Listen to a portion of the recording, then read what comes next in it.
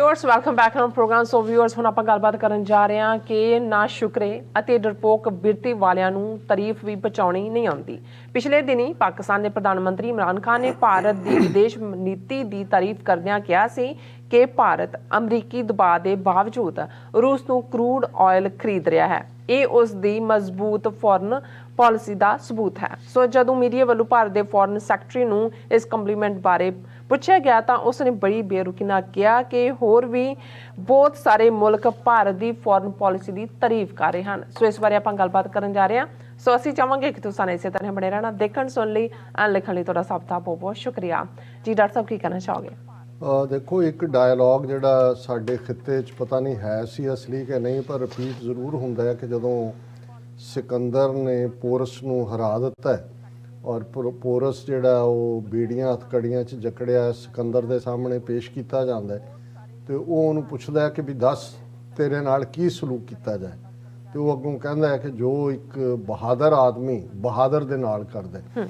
हुण इहदे च एक गल निकलती है कि भी ये जिहड़ी ग्रेस है और कहा जाता है कि सिकंदर ने उन्होंने कहा भी फ्री कर दो, इलाका मोड़ दिता है। हालांकि इस दे उत्ते वख-वख रावां ने कि भी बाद च पोरस का की रोल रहा, लेकिन जदों असीं ये गल करते हैं कि एक बहादुर ही बहादुर की कदर जानता है, शिवलरस। इसे तरह जदों तुसीं किसी की तारीफ दे विच कोई गल कहंदे हो, और ये एक बड़े सियाणे पंजाबी लेखक ने एक बार कहा सी कि भी एहसान लैण लई भी वड्डा जिगरा चाहिए। हुण वो लोग भी ने जिहड़े किसी का एहसान भी नहीं लै सकते। हालांकि हर एक नूं हर एक दी लोड़ हुंदी है, तो कई जिहड़े जिन्हों क्या एहसान कहा जाता है वो अपने वालों एहसान करते नहीं, उन्होंने लगता है भी ये लोड़वंद है, असी इसकी मदद करनी है। पर कईयां नूं उहदे च भी अपना फॉल्स प्राइड हुंदा है कि भी असी क्यों मदद लैनी है। ਹੁਣ ਪ੍ਰਾਈਮ ਮਿਨਿਸਟਰ ਇਮਰਾਨ ਖਾਨ ਪਾਕਿਸਤਾਨ ਦੇ ਅੱਜ ਕੱਲ੍ਹ ਕਾਫੀ ਘਿਰੇ ਹੋਏ ਨੇ।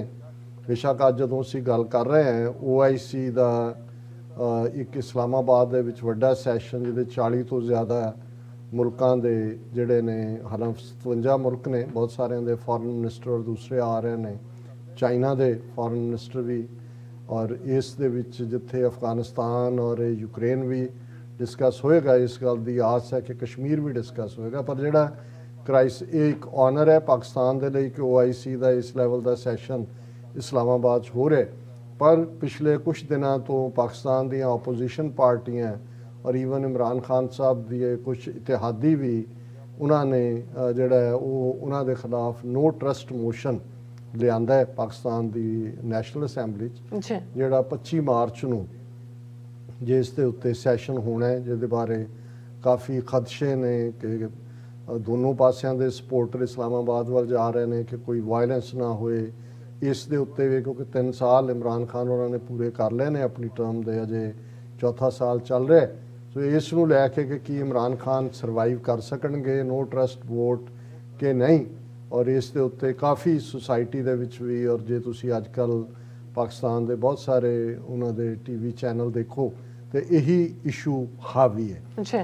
और ये भी हुंदा है भी कई बार जदों असी विरोध दे उत्ते उतर आते हैं तो दो तरह का विरोध हुंदा है। एक कंस्ट्रक्टिव क्रिटिसिज्म हुंदा है, एक हुंदा है विरोध की खातर विरोध करना कि भी तुहानूं जदों तुसीं किसी दे विरोध चों कोई काम करे तुसीं उहदा विरोध करना।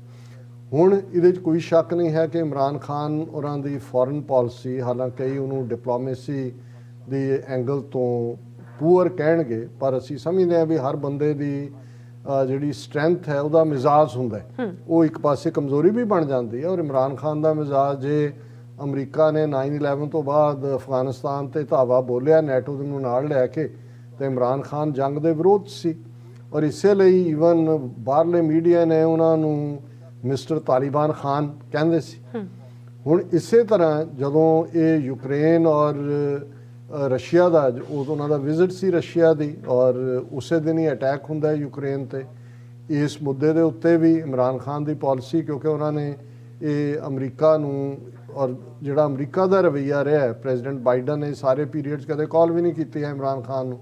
सो ज़ाहिर है कि ऑलरेडी पाकिस्तान जिहड़ा चाइना और अमरीका के नाल एक बैलेंस रख रहा सी, उहदा टिल्ट चाइना वाल भी होया और चाइना रशिया का टिल्ट है।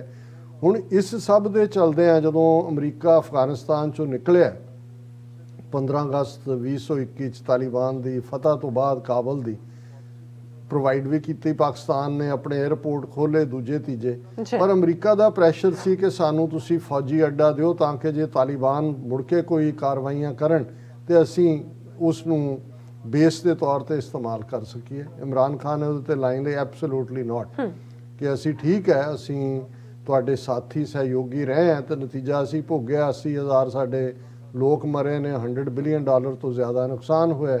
ਹੁਣ ਉਸ ਸਭ ਦੇ ਚੱਲਦੇ ਆ ਜਦੋਂ ਈਵਨ ਇਹ ਰਸ਼ੀਅਨ ਲਾਈਨ ਵੀ ਯੂਕਰੇਨ ਦੇ ਉੱਤੇ ਆਈ, ਇਮਰਾਨ ਖਾਨ ਨੇ ਉਸੇ ਲਾਈਨ ਦੇ ਉੱਤੇ ਹੀ ਲਿਆ। ਔਰ ਈਵਨ ਕਿਉਂਕਿ ਆਪੋਜੀਸ਼ਨ ਹੁਣ ਆਪੋਜੀਸ਼ਨ 'ਚ ਆ, ਉਹਨਾਂ ਨੂੰ ਲੱਗਦਾ ਹੈ ਕਿ ਵੀ ਇਸ ਵੇਲੇ ਇਮਰਾਨ ਖਾਨ ਦੇ ਖਿਲਾਫ ਇੱਕ ਹਵਾ ਬਣ ਗਈ ਆ, ਉਹਨਾਂ ਦੇ ਇਤਿਹਾਦੀ ਵੀ ਕੁਛ ਇੱਧਰ ਨੂੰ ਆ ਰਹੇ ਨੇ ਤੇ ਇਹਨੂੰ ਸਰਕਾਰ ਨੂੰ ਅਸੀਂ ਦੇਖ ਸਕਦੇ ਹਾਂ। ਇਸ ਦੇ ਉੱਤੇ ਜਿਹੜਾ ਆਪੋਜੀਸ਼ਨ ਲੀਡਰਾਂ ਨੇ ਜਿਨ੍ਹਾਂ 'ਚ ਫਜ਼ਲੁਰ ਰਹਿਮਾਨ ਔਰ ਸ਼ਹਬਾਜ਼ ਸ਼ਰੀਫ, ਉਹਨਾਂ ਨੇ ਕਿਹਾ ਕਿਆ ਪਿੱਦੀ ਕਾ ਸ਼ੋਰਬਾ ਕਿ ਵੀ ਹੈ ਕਿ ਔਰ ਕਿ ਹੁਣ ਇਹਦੇ 'ਚੋਂ ਤੁਸੀਂ ਦੋ ਗੱਲ ਕੱਢ ਰਹੇ ਹੋ, ਪਾਕਿਸਤਾਨ ਇੱਕ ਨਿਊਕਲੀਅਰ ਪਾਵਰ ਹੈ, ਪਿੱਦੀ ਨਹੀਂ ਹੈ। ਔਰ ਫਿਰ ਤੁਸੀਂ ਇਮਰਾਨ ਖਾਨ ਉਹਨਾਂ ਨਾਲ ਮਤਭੇਦ ਹੋਣੇ ਸਮਝ ਆ ਸਕਦੇ ਨੇ, ਅਸੀਂ ਇੰਟਰਨਲ ਪੋਲਿਟਿਕਸ ਬਾਰੇ ਕਦੇ ਕਮੈਂਟ ਨਹੀਂ ਕਰਦੇ, ਪਰ ਤੁਸੀਂ ਇੱਕ ਲਾਈਨ ਜਿਹੜੀ ਮੁਲਕ ਨੇ ਲਈ ਹੈ ਜਿਹੜੀ ਕਿ ਬੇਸ਼ੱਕ ਸ਼ਾਰਟ ਟਰਮ ਉਹਦਾ ਹਾਰਮ ਹੋ ਰਿਹਾ, ਲੌਂਗ ਟਰਮ ਦਾ ਮਤਲਬ ਇਹ ਹੈ ਕਿ ਪਾਕਿਸਤਾਨ ਉਸ ਸਾਰੇ ਚੋਂ ਨਿਕਲੇ ਕਿ ਭਾਈ ਤੁਸੀਂ ਇੱਕ ਮੁਲਕ ਦੀ ਜਿਹੜੀ ਹੈ ਪ੍ਰੋਕਸੀ ਬਣਨਾ, ਇੰਡੀਪੈਂਡੈਂਟ ਪਾਲਿਸੀ ਤੁਹਾਡੀ ਹੋਏ। ਹੁਣ ਇਸ ਦੇ ਉੱਤੇ ਕਿਉਂਕਿ ਇਮਰਾਨ ਖਾਨ ਉਸ ਆਪੋਜੀਸ਼ਨ ਨੂੰ ਫੇਸ ਕਰ ਰਹੇ ਨੇ ਔਰ ਉਹਨਾਂ ਨੇ ਪਿਛਲੇ ਦਿਨਾਂ 'ਚ ਇਮਰਾਨ ਖਾਨ ਹੋਰਾਂ ਨੇ ਇੱਕ ਜਲਸੇ ਨੂੰ ਐਡਰੈਸ ਕਰਦਿਆਂ ਉਹਨਾਂ ਨੇ ਹਿੰਦੁਸਤਾਨ ਦੀ ਤਾਰੀਫ ਕੀਤੀ। ਉਹਨਾਂ ਨੇ ਇਹ ਕਿਹਾ ਕਿ ਭਾਈ ਮੈਂ ਹਿੰਦੁਸਤਾਨ ਨੂੰ ਦਾਦ ਦਿੰਦਾ ਕਿ ਉਹਨਾਂ ਨੇ ਆਪਣੀ ਫੋਰਨ ਪਾਲਿਸੀ ਇੰਡੀਪੈਂਡੈਂਟ ਰੱਖੀ। ਕੁਆਡ ਦੇ ਅੰਦਰ ਅਮਰੀਕਾ ਨਾਲ ਅਲਾਇੰਸ ਹੈ ਇੰਡੀਆ ਦਾ, ਔਰ ਲੇਕਿਨ ਉਹ ਆਪਣੇ ਆਪ ਨੂੰ ਨਿਊਟਰਲ ਕਹਿੰਦਾ ਇੰਡੀਆ, ਤੇ ਹੁਣ ਰੂਸ ਤੋਂ ਕਰੂਡ ਆਇਲ ਮੰਗਵਾ ਰਿਹਾ ਜਦੋਂ ਕਿ ਰੂਸ ਦੇ ਉੱਤੇ ਸੈਂਕਸ਼ਨਸ ਲੱਗੀਆਂ ਹੋਈਆਂ ਨੇ, ਔਰ ਕਿਉਂਕਿ ਉਹ ਆਪਣੇ ਲੋਕਾਂ ਦੇ ਹਿੱਤ ਤੋਂ ਸੋਚਦੇ ਨੇ। ਹੁਣ ਇਹ ਤਾਂ ਇੱਕ ਤਾਰੀਫ ਸੀ, ਹਾਲਾਂਕਿ ਮੈਂ ਸਮਝਦਾ ਵੀ ਇਮਰਾਨ ਖਾਨ ਨੇ ਨਾ ਵੀ ਕਰਦੇ ਤਾਂ ਸਰ ਸਕਦਾ ਸੀ, ਕੋਈ ਏਡਾ ਵੀ ਕੰਮ ਨਹੀਂ। ਇੰਡੀਆ ਨੂੰ ਪੁੱਛੋ ਕਿ ਬਈ ਉਹ ਜਿਵੇਂ ਵਾਰਡ 'ਚ ਬਿੱਲਾ ਫਸਿਆ ਹੁੰਦਾ ਇਵੇਂ ਫਸੇ ਹੋਏ ਨੇ, ਪਰ ਉਹਨਾਂ ਨੇ ਕਹਿ ਦਿੱਤੀ ਗੱਲ। ਹੁਣ ਆਪਣਿਆਂ ਨੇ ਤਾਂ ਜਿਹੜਾ ਪਹਿਲਾਂ ਹੀ ਵਿਰੋਧ ਲਾਈਨ ਰੱਖੀ ਹੋਈ ਹੈ। ਹੁਣ ਮੈਨੂੰ ਇਹ ਸੀ ਕਿ ਵੀ ਚਲੋ ਇਸ ਪੀਰੀਅਡ 'ਚ ਜਦੋਂ ਖੁਦ ਆਪਣੇ ਕ੍ਰਾਈਸਿਸ ਦੇ ਨਾਲ ਵੀ ਜੂਝ ਰਹੇ ਨੇ, ਉਹਨਾਂ ਨੇ ਇੱਕ ਲਾਈਨ ਲਈ ਹੈ। ਔਰ ਅੱਜ ਜਦੋਂ ਕਿ ਇੰਡੀਆ ਦੀ ਫੋਰਨ ਪਾਲਿਸੀ ਬਾਰੇ ਜਿਹੜਾ ਉਹਨਾਂ ਦੇ ਫੋਰਨ ਸੈਕਟਰੀ ਹਰਸ਼ ਸ਼੍ਰਿੰਗਲਾ ਜਿਹੜਾ ਇੱਥੇ ਐਂਬੈਸਡਰ ਵੀ ਰਿਹਾ, ਉਹਨੂੰ ਜਦੋਂ ਇਹ ਪੁੱਛਿਆ ਗਿਆ ਕਿ ਜੀ ਇਮਰਾਨ ਖਾਨ ਹੋਰਾਂ ਨੇ ਜਿਹੜਾ ਉਹ ਤੁਹਾਡੀ ਤਾਰੀਫ ਕੀਤੀ ਹੈ, ਤਾਂ ਉਹਨਾਂ ਨੇ ਕਿਹਾ to say that one person would be wrong, I think we have received praise across the board for many of our foreign policy initiatives at the level of Prime Minister. I think our records speak for itself. ਹੁਣ ਤੁਸੀਂ ਹੁਣ ਇੱਥੇ ਕਹਿਣ ਦਾ ਬਣਦਾ ਵੀ ਕਿਆ ਪਿੱਦੀ ਕਾ ਉਹ ਕਹਿੰਦੇ ਕੋਈ ਇੱਕ ਥੋੜੀ ਤਾਰੀਫ, ਮਤਲਬ ਈਵਨ ਉਸ ਨੂੰ ਗ੍ਰੇਸਫੁਲੀ ਐਕਨੋਲੇਜ ਕਰਨ ਦੀ ਲਾਈਨ ਵੀ ਨਹੀਂ ਆਈ। ਇਹ ਆਇਆ ਕਿ ਜੀ ਦੇਖੋ ਅਸੀਂ ਤਾਂ ਸਾਡੀ ਤਾਂ ਬਹੁਤ ਤਾਰੀਫ ਕਰ ਰਹੇ ਨੇ, ਅਕਰੋਸ ਦਾ ਬੋਰਡ ਕਰ ਰਹੇ ਨੇ। ਸੋ ਉਹਦੇ ਤੋਂ ਮੈਨੂੰ ਖਿਆਲ ਆਇਆ, ਮੈਂ ਕਿਹਾ ਵੀ ਇਹ ਕਿਸੇ ਦਾ ਕੰਪਲੀਮੈਂਟ ਲੈ ਸਕਣਾ, ਉਸ ਨੂੰ ਜਿਹੜਾ ਐਪਰੀਸ਼ੀਏਟ ਕਰ ਸਕਣਾ, ਇਹ ਕਿਉਂਕਿ ਖੁਦ ਬੌਣੇ ਨੇ, ਮਿਜਟ ਨੇ। ਔਰ ਮੈਂ ਕਨਕਲੂਜਨ ਤੋਂ ਪਹਿਲਾਂ ਕਿਉਂਕਿ ਇਕਰਾਰ ਕੀਤਾ ਹੋਇਆ ਹੈ ਆਪਣੇ ਵਿਊਅਰਸ ਦੇ ਨਾਲ ਕਿ ਵੀ ਭਾਵੇਂ ਅਸੀਂ ਬਰੀਫ ਦੇ ਵਿੱਚ ਹੀ ਡਿਸਕਸ ਕਰੀਏ, ਜਿਹੜਾ ਰੂਹਾਨੀਅਤ ਨਾਲ ਲਬਰੇਜ਼ ਸਾਡਾ ਇਹ ਸੈਗਮੈਂਟ ਹੁੰਦਾ ਉਹਨੂੰ ਅਸੀਂ ਵੈਸੇ ਬਹੁਤ ਛੋਟਾ ਕਰ ਦਿੱਤਾ, ਪਰ ਮੈਂ ਅੱਜ ਇਹਦੇ ਬਾਵਜੂਦ ਕਿ ਥੋੜਾ ਪ੍ਰੋਗਰਾਮ ਲੇਟ ਸ਼ੁਰੂ ਹੋਇਆ ਤੇ ਮੈਂ ਇਹਦੇ ਨਾਲ ਇਨਸਾਫ ਤਾਂ ਨਹੀਂ ਕਰ ਪਾਵਾਂਗਾ। ਇਹ ਤੀਸਰੇ ਪਾਤਸ਼ਾਹ ਦਾ ਸ਼ਬਦ ਹੈ ਸ੍ਰੀ ਰਾਗ ਦੇ ਵਿੱਚ, ਮਨਮੁਖ ਮੋਹੇ ਵਿਆਪਿਆ ਬੈਰਾਗ ਉਦਾਸੀ ਨਾ ਹੋਏ, ਸ਼ਬਦ ਨਾ ਚੀਨੇ ਸਦਾ, ਸ਼ਬਦ ਨਾ ਚੀਨੇ ਸਦਾ ਦੁੱਖ, ਹਰ ਦਰਗਾਹ ਪਤ ਖੋਏ, ਹਉਮੈ ਗੁਰਮੁਖ ਖੋਈਐ, ਨਾਮ ਰਤੇ ਸੁਖ ਹੋਏ, ਮੇਰੇ ਮਨ ਅਹਨਸ ਪੂਰ ਰਹੀ ਨਿਤ ਆਸਾ, ਸਤਿਗੁਰ ਸੇਵ ਮੋਹ ਪਰ ਜਲੈ, ਘਰ ਹੀ ਮਾਹੇ ਉਦਾਸਾ। ਰਹਾਓ, ਜਿਵੇਂ ਰਹਾਓ ਦੀ ਤੁਕ ਸ਼ਬਦ ਦਾ ਕੇਂਦਰੀ ਨੁਕਤਾ ਹੁੰਦਾ ਹੈ, ਸੈਂਟਰਲ ਆਈਡੀਆ ਹੁੰਦਾ ਹੈ, ਮੇਰੇ ਮਨ ਅਹਨਸ ਪੂਰ ਰਹੀ ਨਿਤ ਆਸਾ। ਹੀ ਮੇਰੇ ਮਨ ਦਿਨ ਰਾਤ ਜੇ ਤੂੰ ਉਸ ਪਿਆਰੇ ਦੀ ਵਾਹਿਗੁਰੂ ਦੀ ਯਾਦ ਦੇ ਵਿੱਚ ਜੁੜ ਜਾਂਦਾ ਹੈ ਤੇ ਤੇਰੀਆਂ ਆਸਾਂ, ਤੇਰੀ ਆਸ ਪੂਰੀ ਹੁੰਦੀ ਆ ਹੋਏਗੀ। ਸਤਿਗੁਰ ਸੇਵ ਮੋਹ ਪਰ ਜਲੇ, ਕਿ ਜੇ ਤੂੰ ਰੱਬ ਦੀ ਯਾਦ 'ਚ ਜੁੜੇਗਾ ਤੇ ਤੇਰੇ ਅੰਦਰ ਜਿਹੜਾ ਦੁਨੀਆਦਾਰੀ ਦਾ ਮੋਹ ਹੈ ਉਹ ਸੜ ਕੇ ਸੁਆਹ ਹੋਏਗਾ। ਘਰ ਹੀ ਮਾਹੇ ਉਦਾਸਾ। ਤੈਨੂੰ ਦੁਨੀਆ ਛੱਡ ਕੇ ਦੌੜਨ ਦੀ ਲੋੜ ਨਹੀਂ ਹੈ, ਸਾਧੂ ਫਕੀਰ ਸੰਨਿਆਸੀ ਬਣਨ ਦੀ ਲੋੜ ਨਹੀਂ ਹੈ।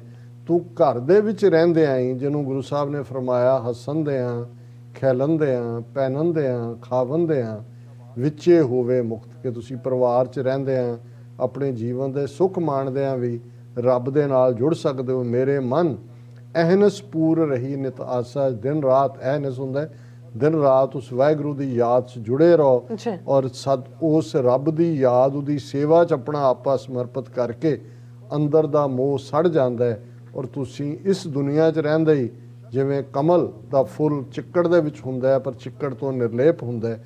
ਲੇਕਿਨ ਇਹ ਤਾਂ ਗੁਰਮੁਖ ਦੀ ਅਵਸਥਾ ਹੈ, ਜਿਹੜਾ ਰੱਬ ਦੇ ਰਸਤੇ ਤੇ ਤੁਰਿਆ, ਜਿਹੜਾ ਮਨ ਦੇ ਮਗਰ ਲੱਗਾ ਹੋਇਆ। ਮਨਮੁਖ ਮੋਹੇ ਵਿਆਪਿਆ, ਬੈਰਾਗ ਉਦਾਸੀ ਨਾ ਹੋਏ। ਕਿ ਇੱਕ ਉਹ ਮਨਮੁਖ ਹੈ ਜਿਹੜਾ ਬੇਸ਼ੱਕ ਦੁਨੀਆ ਵੀ ਛੱਡ ਕੇ ਦੌੜ ਜਾਏ, ਪਰ ਜੇ ਉਹਦੇ ਅੰਦਰੋਂ ਮੋਹ ਮਰਿਆ ਨਹੀਂ ਹੈ, ਉਹ ਜਿੱਥੇ ਵੀ ਹੈ ਉਹ ਤਾਂ ਮੋਹ ਦੇ ਵਿੱਚ ਫਸਿਆ ਹੋਇਆ, ਉਹ ਜੀਵਨ ਦੇ ਅੰਦਰ ਉਸ ਕਿਸਮ ਦੀ ਸਥਿਤੀ ਨੂੰ ਹਾਸਲ ਨਹੀਂ ਕਰ ਸਕਦਾ। ਸ਼ਬਦ ਨਾ ਚੀਨੈ ਸਦਾ ਦੁੱਖ, ਕਿਉਂਕਿ ਉਹ ਸ਼ਬਦ ਦੇ ਨਾਲ ਨਹੀਂ ਜੁੜਿਆ ਹੁੰਦਾ। ਇਸ ਲਈ ਜਿਹੜਾ ਰੱਬ ਨਾਲ ਜੁੜਿਆ ਆਂਦੇ ਨੂੰ ਉਹਦੀ ਯਾਦ 'ਚ ਹੈ ਤੇ ਇਹ ਰੱਬ ਨਾਲੋਂ ਟੁੱਟਿਆ ਹੋਇਆ ਸਦਾ ਦੁੱਖ 'ਚ ਹੈ। ਹਰ ਦਰਗਾਹ ਪਤ ਹੋਏ, ਈਵਨ ਰੱਬ ਦੀ ਦਰਗਾਹ ਦੇ ਵਿੱਚ ਵੀ ਉਹ ਬੇਪਤ ਹੋਏਗਾ, ਕਿਉਂਕਿ ਉਸ ਦੇ ਕੋਲ ਨਾਮ ਦਾ ਖਜ਼ਾਨਾ ਨਹੀਂ ਹੋਏਗਾ। ਹਉਮੈ ਗੁਰਮੁਖ ਖੋਈ ਹੈ, ਨਾਮ ਰਤੇ ਸੁਖ ਹੋਏ। ਤੇ ਜਿਹੜਾ ਗੁਰਮੁਖ ਹੈ ਉਹ ਨਾਮ ਦੇ ਨਾਲ ਜੁੜ ਕੇ ਉਸਨੇ ਆਪਣੀ ਈਗੋ ਨੂੰ, ਹਉਮੈ ਨੂੰ ਗਵਾ ਲਿਆ ਔਰ ਉਹ ਨਾਮ ਦੇ ਵਿੱਚ ਜੁੜਿਆ ਹੋਇਆ ਉਸ ਸੁਖ ਨੂੰ ਪ੍ਰਾਪਤ ਕਰੇਗਾ। ਗੁਰਮੁਖ ਕਰਮ ਕਮਾਵੇ ਬਿਗਸੈ, ਹਰ ਬੈਰਾਗ ਆਨੰਦ, ਅਹਨਸ ਭਗਤ ਕਰੇ ਦਿਨ ਰਾਤੀ, ਹਉਮੈ ਮਾਰ ਨਿਚੰਦ, ਵੱਡਾ ਭਾਗ ਸਤ ਸੰਗਤ ਪਾਈ, ਹਰ ਪਾਇਆ ਸਹਿਜ ਆਨੰਦ। ਕਿ ਗੁਰਮੁਖ ਜਿਹੜਾ ਉਹ ਆਪਣੇ ਜੀਵਨ ਦੇ ਅੰਦਰ ਉਸ ਰੱਬ ਦੀ ਯਾਦ ਨੂੰ, ਨਾਮ ਨੂੰ ਕਮਾਉਂਦਾ ਹੈ। ਬਿਗਸਣਾ ਹੁੰਦਾ ਖੁਸ਼ ਹੋਣਾ, ਹਿਰਖਣਾ, ਹਿਰਖ ਦੇ ਵਿੱਚ ਆਉਣਾ, ਹੈਪੀਨੈਸ। ਹਰ ਬੈਰਾਗ ਆਨੰਦ, ਉਹਦੇ ਅੰਦਰ ਰੱਬ ਨਾਲ ਜੁੜਿਆ ਹੋਇਆ ਉਹ ਆਨੰਦ 'ਚ ਹੁੰਦਾ ਹੈ। ਦੁਨੀਆ ਤੋਂ ਇੱਕ ਕਿਸਮ ਦਾ ਉਹਦੇ ਅੰਦਰ ਬੈਰਾਗ ਹੁੰਦਾ ਹੈ। ਉਹ ਦਿਨ ਰਾਤ ਉਸ ਦੀ ਬੰਦਗੀ ਕਰਦਾ ਹੈ, ਹਉਮੈ ਨੂੰ ਮਾਰ ਲੈਂਦਾ, ਨਿਚੰਦ ਹੁੰਦਾ ਹੈ, ਨਿਸ਼ਚਿੰਤ ਹੋ ਜਾਣਾ, ਬਿਨਾਂ ਵਰੀਜ਼ ਤੋਂ, ਬਿਨਾਂ ਫਿਕਰਾਂ ਤੋਂ ਹੁੰਦਾ ਹੈ। ਔਰ ਇਹ ਵੀ ਜਿਹੜੀ ਸਤਸੰਗਤ ਮਿਲਦੀ ਹੈ ਵੱਡੇ ਭਾਗਾਂ ਦੇ ਨਾਲ ਮਿਲਦੀ ਹੈ। ਹਰ ਪਾਇਆ ਉਹ ਰੱਬ ਰਹਿਮਤ ਕਰਦਾ ਤੇ ਅੰਦਰ ਸਹਿਜ ਦੀ ਅਵਸਥਾ ਬਣ ਜਾਂਦੀ ਹੈ। ਸੋ ਸਾਧੂ ਬੈਰਾਗੀ ਸੋਈ, ਹਿਰਦੈ ਨਾਮ ਵਸਾਏ। ਕਿ ਉਹੀ ਸਾਧੂ ਹੈ, ਉਹੀ ਵੈਰਾਗੀ ਹੈ ਜਿਹਦੇ ਅੰਦਰ ਰੱਬ ਦਾ ਨਾਮ ਵਸਦਾ ਹੈ। ਅੰਤਰ ਲਾਗ ਨਾ ਤਾਮਸ ਮੂਲੇ, ਵਿੱਚੋਂ ਆਪ ਗਵਾਏ। ਉਹ ਅੰਦਰੋਂ ਰੱਬ ਨਾਲ ਜੁੜਿਆ ਹੁੰਦਾ ਹੈ। ਉਹ ਹਨੇਰੇ ਵਾਲੇ ਜਾਂ ਅਗਿਆਨਤਾ ਵਾਲੇ ਭਾਵਾਂ 'ਚ ਨਹੀਂ ਹੁੰਦਾ। ਜਦੋਂ ਰਜੋ ਤਮੋ ਸਤੋ ਕਿਹਾ ਜਾਂਦਾ ਹੈ ਕਿ ਤਾਮਸ ਗੁਣ ਉਹੀ ਨੇ ਜਿੱਥੇ ਤੁਸੀਂ ਹਨੇਰੇ 'ਚੋਂ, ਉਹ ਅੰਦਰੋਂ ਆਪਣਾ ਤਾਮਸਪੁਣਾ ਗਵਾ ਲੈਂਦਾ ਹੈ। ਨਾਮ ਨਿਧਾਨ ਸਤਿਗੁਰੂ ਦਿਖਾਲਿਆ, ਉਸ ਨੂੰ ਰੱਬ ਰਹਿਮਤ ਕਰਕੇ ਨਾਮ ਦਾ ਖਜ਼ਾਨਾ ਉਸ ਨੂੰ ਦਿਖਾ ਦਿੰਦੇ ਨੇ। ਹਰ ਰਸ ਪੀਆ ਅਗਾਏ, ਅਗਾਇਆ ਹੁੰਦਾ ਰੱਜ ਜਾਣਾ। ਉਹ ਰੱਬ ਦੀ ਯਾਦ ਦਾ ਰਸ ਪੀ ਕੇ ਹਮੇਸ਼ਾ ਰੱਜਿਆ ਹੁੰਦਾ ਹੈ, ਤ੍ਰਿਪਤ ਹੁੰਦਾ ਹੈ, ਸਹਿਜ ਹੁੰਦਾ ਹੈ। ਜਿਨ ਕਿਨੈ ਪਾਇਆ ਸਾਧ ਸੰਗਤੀ, ਪੂਰੇ ਭਾਗ ਬੈਰਾਗ, ਮਨਮੁਖ ਫਿਰੈ ਨਾ ਜਾਣੈ ਸਤਿਗੁਰ, ਹਉਮੈ ਅੰਦਰ ਲਾਗ। ਨਾਨਕ ਸ਼ਬਦ ਰਤੇ, ਹਰ ਨਾਮ ਰੰਗਾਏ, ਬਿਨ ਭੈ ਕੇ ਹੀ ਲਾਗ। ਕਿ ਜਿਹਨੇ ਵੀ ਉਸ ਵਾਹਿਗੁਰੂ ਨੂੰ ਪਾਇਆ ਸਤ ਸੰਗਤ ਦੇ ਵਿੱਚ ਆ ਕੇ, ਵੱਡੇ ਭਾਗਾਂ ਦੇ ਨਾਲ ਜਦੋਂ ਤੁਸੀਂ ਸਤ ਸੰਗਤ ਚ ਆਉਂਦੇ ਹੋ, ਤੁਹਾਡੇ ਅੰਦਰ ਵੈਰਾਗ ਪੈਦਾ ਹੁੰਦਾ ਹੈ। ਮਨਮੁਖ ਨੂੰ ਇਸ ਗੱਲ ਦੀ ਸਮਝ ਨਹੀਂ ਹੁੰਦੀ, ਉਹ ਇੱਧਰ ਉੱਧਰ ਧੋਂਦਾ ਫਿਰਦਾ ਹੈ, ਇੱਧਰ ਉੱਧਰ ਭਟਕਦਾ ਫਿਰਦਾ ਹੈ। ਉਸ ਦੇ ਅੰਦਰਲੀ ਹਉਮੈ ਨਹੀਂ ਮਰਦੀ, ਉਹਦੇ ਅੰਦਰ ਹਉਮੈ ਦੀ ਲਾਗ ਲੱਗੀ ਰਹਿੰਦੀ ਹੈ।